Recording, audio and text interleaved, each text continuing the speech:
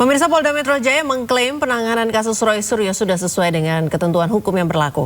Pihak kepolisian menegaskan penahanan terhadap Roy Suryo sah secara hukum.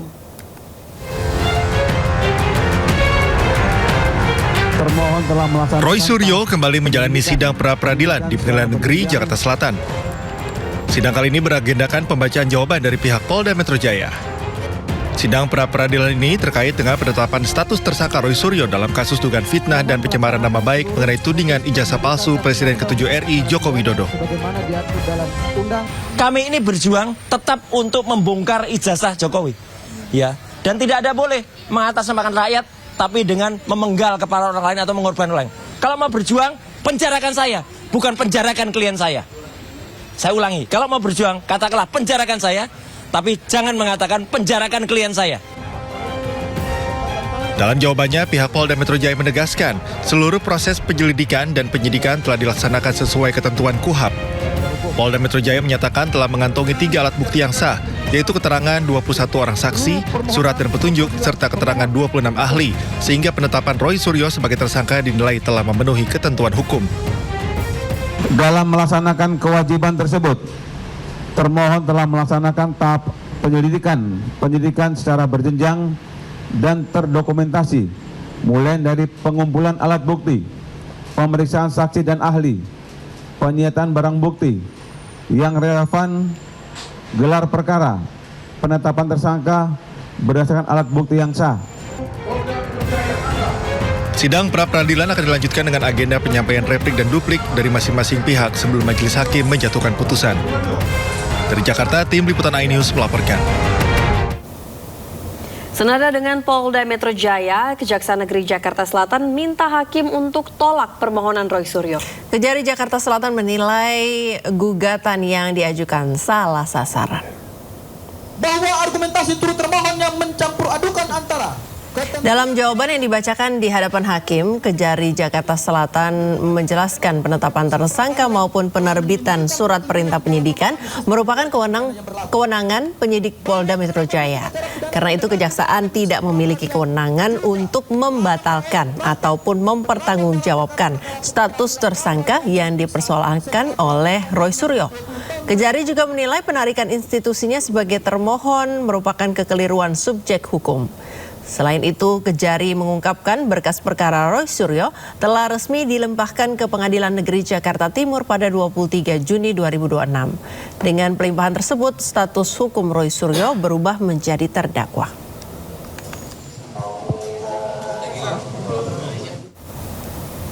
Polda Metro Jaya dan Kejaksaan kompak minta hakim untuk tolak pra-peradilan Roy Suryo soal penetapan tersangka. Dalam pokok perkara, pihak Polda Metro Jaya dan tim Kejaksaan mengatakan penetapan tersangka Roy Suryo sah dan berkekuatan hukum mengikat.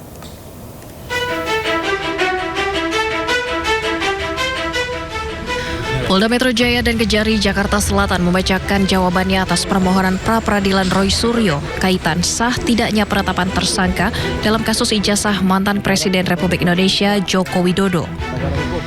Keduanya kompak meminta hakim menolak pra-peradilan yang diajukan Roy Suryo. Adapun dalam persidangan, Polda Metro Jaya selaku pihak termohon lebih dahulu membacakan jawabannya. Dalam jawaban Polda Metro tersebut, mereka meminta agar hakim menolak pra-peradilan Roy Suryo. 1. Menolak seluruh permohonan pra-peradilan pemohon untuk seluruhnya. 2. Menyatakan penetapan tersangka yang dilakukan termohon berdasarkan surat ketetapan tentang penetapan tersangka nomor Estap S Datar 4 1899 Romawi 11 2025 di Treskrimum Polda Metro Jaya tanggal 7 November 2025 atas nama KRMT Roy Suryo Noto Diprojo adalah sah menurut hukum. Tak jauh berbeda dari Polda Metro Jaya, pihak Kejari Jakarta Selatan juga meminta hakim menolak pra-peradilan Roy Suryo. Petitum jawaban pihak kejaksaan, mereka memohon hakim tunggal pra-peradilan memberikan putusan dalam eksepsi serupa, menerima dan mengabulkan seluruh dalil eksepsi. Dalam pokok perkara, tim kejaksaan meminta hakim pra-peradilan menyatakan permohonan pra-peradilan pemohon gugur demi hukum, lalu menyatakan surat ketetapan penetapan tersangka tanggal 7 November 2025 adalah sah dan berkekuatan hukum mengikat. Tim Liputan iNews melaporkan. Ya pemirsa, hari ini rencananya akan diadakan sidang lanjutan pra-peradilan Roy Suryo di Pengadilan Negeri Jakarta Selatan. Sudah ada rekan Anissa Rizkia di sana. Ya, Anissa, selamat pagi. Jam berapa rencananya sidang akan dimulai? Iya, Priska dan juga Lala, betul sekali agenda sidang pra-peradilan Roy Suryo yang rencananya akan digelar pada pukul 9 waktu Indonesia Barat. Tepat di depan saya berdiri ini merupakan gedung yang nantinya digunakan, yakni ruang sidang utama Umar Seno Aji. Namun memang sampai pada pukul 8:16 waktu Indonesia Barat saat ini memang ruang sidang belum dibuka dan awak media masih menunggu di area luar, dan informasi yang kami dapatkan nantinya adalah merupakan sidang pra-peradilan yang ketiga. Ini merupakan agenda yakni pembuktian dari pemohon Roy Suryo. Kita juga menantikan kehadiran dari pemohon dan juga kuasa hukum. Nampaknya juga belum adanya tanda-tanda kedatangan mereka untuk tiba di PN Jakarta Selatan. Nah, kalau kita berbicara mengenai agenda sidang hari ini, yakni sidang pra-peradilan Roy Suryo, ini merupakan sidang lanjutan yang sebelumnya tengah dilakukan pembuktian dari pemohon, di mana ini merupakan sidang lanjutan yang mana sebelumnya juga telah dibacakan replik ataupun juga tanggapan atas jawaban dari pihak termohon. Memang kalau kita melihat begitu ya hasil dari replik dan juga tanggapan dari jawaban pemohon ini, Kejaksaan Tinggi DKI Jakarta dan juga dari pihak Polda Metro Jaya selaku termohon ini kompak begitu meminta hakim menolak pra-peradilan Roy Suryo. Dan kita nantikan bersama Priska dan juga Lala, karena memang hari ini nantinya akan menjadi sidang lanjutan yang akan digelar, yakni sidang pra-peradilan menyangkut dari kasus ijazah palsu Presiden ke-7 Republik Indonesia Joko Widodo. Dan informasi yang kami dapatkan dari pengacara Joko Widodo, Yakub Hasibuan, menyatakan bahwa kliennya Jokowi ini akan hadir langsung rencananya ke ruang sidang, yakni pada tahap pembuktian pada kasus ini, yakni pencemaran nama baik dengan terdakwa Dr. Tifa dan juga Roy Suryo. Kita nantikan bersama bagaimana kelanjutan jalannya sidang pra-peradilan yang akan digelar pada hari ini di Pengadilan Negeri Jakarta Selatan. Untuk sementara saya kembalikan kepada Priska dan juga Lala yang ada di studio. Ya, terima kasih Anissa Rizkia melaporkan langsung dari PN Jakarta Selatan. Selamat bertugas kembali. Ya pemirsa, kita ke informasi lainnya. Presiden ke-7 RI Joko Widodo pastikan akan hadir di sidang fitnah ijazah dengan tersangka Roy Suryo dan Dr. Tifa. Ya, melalui kuasa hukumnya, Jokowi mengaku akan membawa seluruh ijazahnya.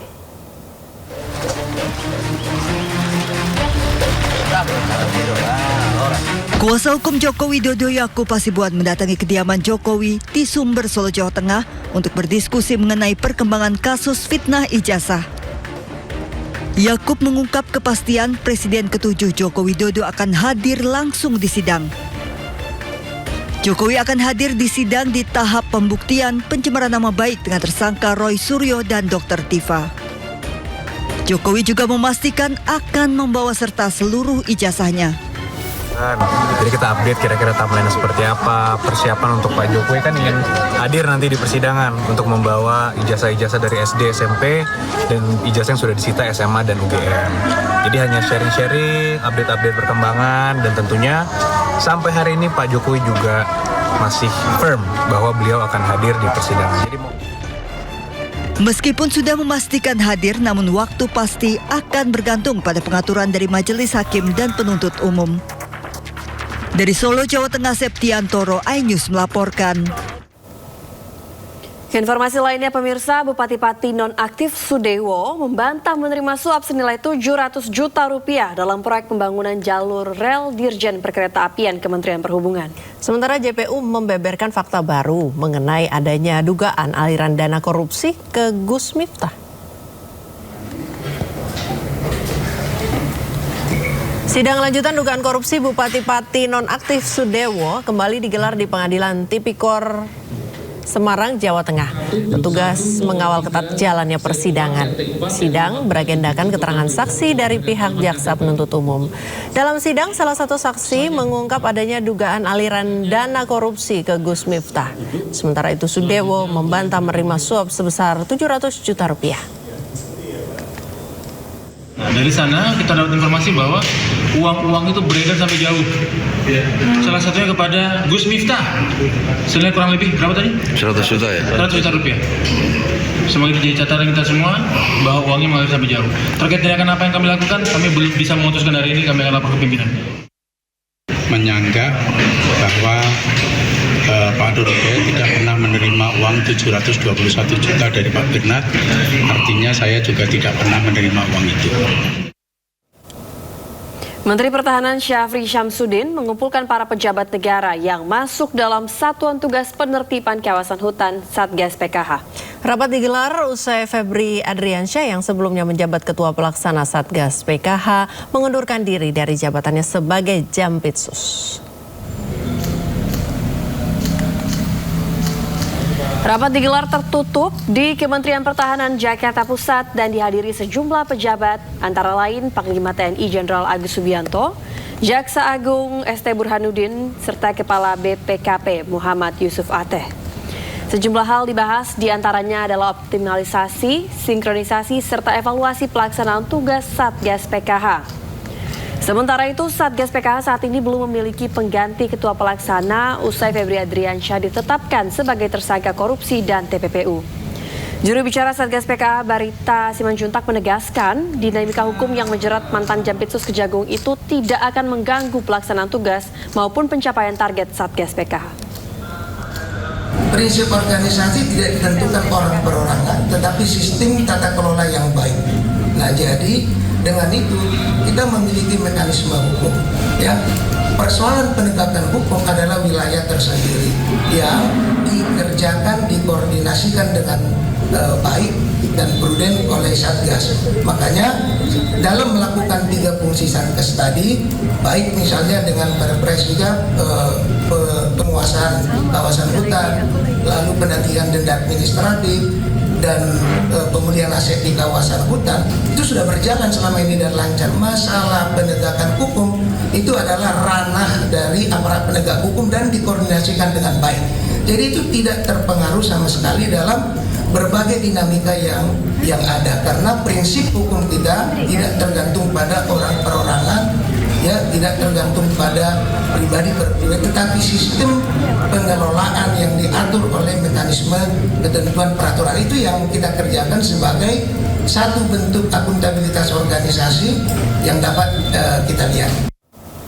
Kita beralih ke informasi lainnya, diduga gangguan rem, truk kontainer pengangkut air mineral tabrak sepeda motor dan warung di tepi jalan. Akibatnya seorang ibu dan bayinya tewas mengenaskan, sementara 3 lainnya luka serius.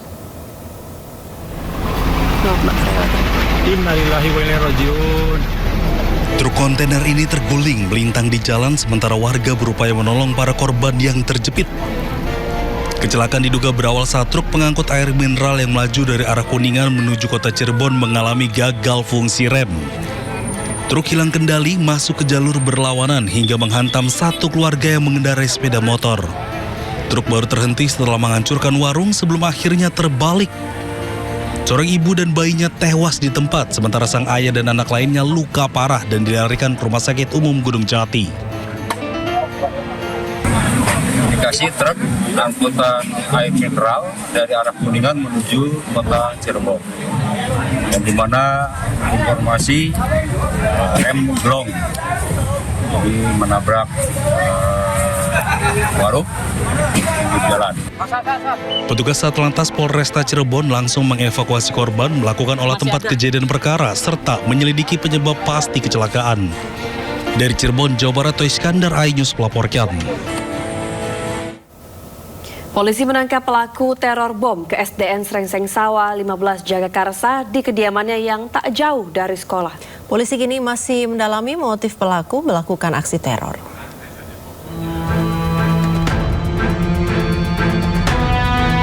Inilah detik-detik penangkapan terduga pelaku peneror bom ke sebuah sekolah dasar negeri Srengseng Sawah 15 Jagakarsa, Jakarta Selatan.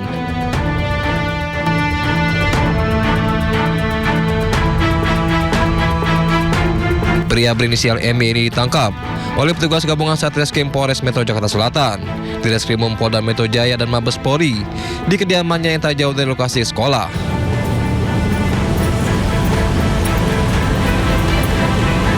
Dari hasil penangkapan, polisi juga menyita barang bukti 1 buah telepon genggam yang diduga digunakan untuk melakukan aksi teror.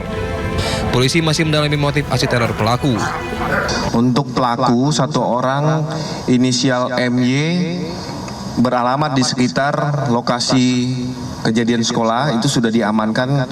Saat ini ada di Polres Metro Jakarta Selatan, masih dalam pendalaman dari penyidik terkait tentang motif, tujuan dari yang bersangkutan. Kami juga menghimbau kepada seluruh masyarakat untuk kita lebih bijak, karena kita ingin kegiatan pendidikan, dunia pendidikan ini dalam kondisi yang nyaman. Dan ini akhirnya dengan adanya teror itu, sekolah dipulangkan. Atas perbuatannya, terduga pelaku terancam hukuman maksimal 20 tahun penjara.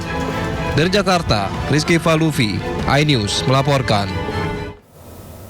Polisi pastikan SDN Srengseng Sawah 15 aman dari teror bom. Meski sekolah telah dinyatakan aman, kepolisian akan mengusut tuntas kasus ini karena ancaman ditujukan kepada lingkungan pendidikan.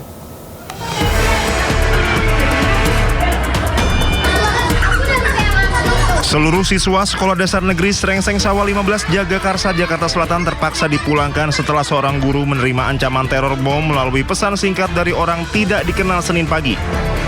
Teror diterima saat seluruh siswa dan guru sedang menggelar upacara bendera di hari pertama tahun ajaran baru. Dalam pesan singkat dari nomor yang tidak dikenal, peneror mengaku akan meledakkan lingkungan sekolah dan sudah menyiapkan 11 titik ledakan lain. Densus 88 Anti Teror Polri dan tim Gegana melakukan penyisiran di Sekolah Dasar Srengseng Sawah 15 Jakarta Selatan. Kepolisian memastikan SDN Srengseng Sawah 15 Jagakarsa, Jakarta Selatan dalam kondisi aman setelah penyisiran selama sekitar 4 jam. Kapolsek Jagakarsa Kompol Nurma Dewi mengatakan penyisiran dilakukan bersama tim Gegana, Densus 88, BNPT, serta unit anjing pelacak. Hasilnya tidak ditemukan benda mencurigakan di area sekolah. Untuk sementara ini kita dari anak murid, kemudian juga wali murid, kita kembalikan dulu ke rumah masing-masing atau dipulangkan karena memang dari Gegana untuk bekerja, ya, untuk mencari yang apa betul atau tidak untuk teror yang diberikan, ya. Oleh karena itu dari Gegana sudah menyisir ke dalam dan memeriksa detail satu persatu karena udah beberapa jam untuk Gegana sudah memeriksa SD Negeri 15 tersebut yang diteror. Kepolisian akan mengusut tuntas kasus tersebut karena ancaman ditujukan kepada lingkungan pendidikan. Tim Liputan iNews melaporkan.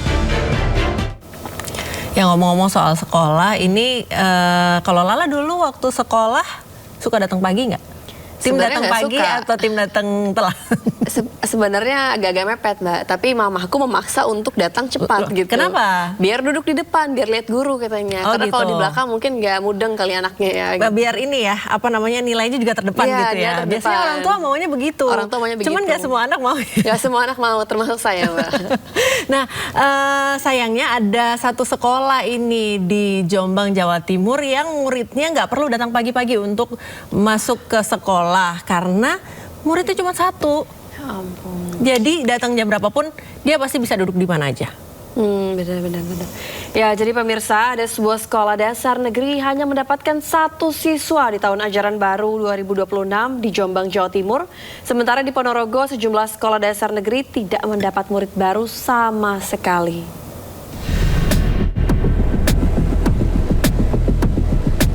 Inilah suasana belajar siswa kelas 1 SD Negeri Mojong Apit di Jombang, Jawa Timur. Di tahun ajaran baru 2026, sekolah ini hanya mendapatkan 1 siswa. Pihak sekolah akan berusaha memulihkan kepercayaan masyarakat agar mau menyekolahkan anaknya di SDN Mojong Apit 3 dengan adanya penambahan guru. Inilah Sekolah Dasar Negeri Nailan Ponorogo, ruang kelas 1 dan kelas 2 kosong, tanpa siswa. Sebab tahun 2026 ini tidak mendapatkan siswa baru. Selain SDN Nailan, 4 SD negeri lain di Ponorogo juga ada yang tidak mendapatkan siswa baru. Rencananya, sekolah dasar negeri yang kekurangan murid akan digabung dengan SD negeri lainnya. Dari Jombang dan Ponorogo, Jawa Timur, Mukhtar Bagus, Ahmad Subeki, iNews melaporkan. Seorang remaja diamuk massa setelah diduga terlibat menyerang warga di Kota Makassar, Sulawesi Selatan. Polisi kesulitan mengevakuasi remaja tersebut dari kepungan warga.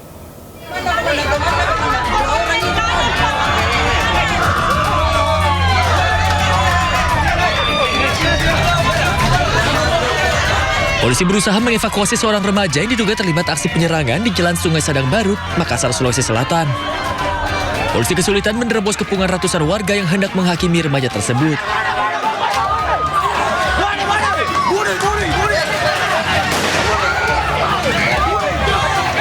Polisi pun terpaksa melepaskan tembakan peringatan ke udara untuk menghalau massa yang mengejar hingga ke mobil patroli. Remaja tersebut berhasil diamankan di Mapolres Makassar untuk penyelidikan lebih lanjut. Dari hasil interogasi awal, pelaku mengaku datang bersama 20 orang untuk menyerang warga di kawasan Sungai Sadang Baru. Aksi penyerangan tersebut diredam warga dan menangkap pelaku. Sementara rekan pelaku berhasil kabur. Hingga kini polisi masih melakukan penyelidikan dan memburu rekan pelaku yang diduga terlibat dalam rencana penyerangan tersebut. Dari Makassar, Sulawesi Selatan, Syahrul Adiaksa, iNews melaporkan.